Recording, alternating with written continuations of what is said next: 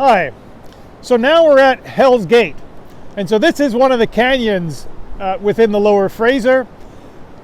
There is a canyon complex that starts upstream of here and then runs all the way downstream from here through Black Canyon and then through Alexandra Canyon. So Hell's Gate is one of the narrowest portions of the Fraser River. It's one of the narrowest canyons in the Fraser River. On the west side here we have the Coast Mountains. On the east side we have the Cascades. And there is a fault zone that runs right down through here that the Fraser River runs along. The rock through here is really very fractured, very broken up, and it's susceptible to things like rock slides. There's railroads that run on either side of the Fraser Canyon. We have one railroad built on the west side, another built over here on the east side. The one on the west side was installed back in the late 1800s. The one on the east side here was installed back around 1912 to 1913. And on the east side here, the rock had to be tunneled through in order to put the railway in there.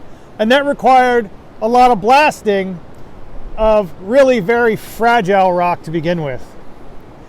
On February 23rd in 1914, a rockfall occurred. Over here on the east side of the channel, a large mass of rock fell down into the Fraser River, and while it didn't entirely block the river, what it did do is it reduced the width of the river down to about 30 meters. Now when that happened, there was so much rock debris in the channel that it caused a 5-meter overfall. And so a 5-meter overfall, what that means is that there was water ponded up in behind where the rock slide material was, then flow came over the rock slide, and it came over in an overfall, meaning it went from very high elevation to very low elevation over a very short distance. Now the rock was removed in 1914 and 1915, and the river was pronounced clear in 1915.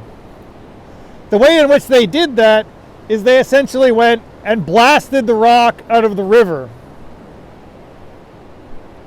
They drilled down to enormous depths and moved huge amounts of rock in order to clear the river.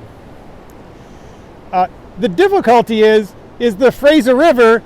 This part of the Fraser River is an important fish migration pathway.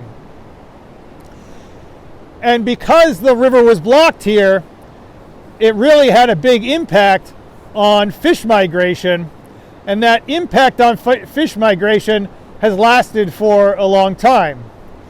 When the rock slide first happened, what the Canadian government did is they started catching fish in nets downstream of the rock slide, and then they carried them upstream and put them back in the river in the hopes that they would make it back upstream. But of course, that's not really a very effective way for fish to get upstream. They'd much rather swim.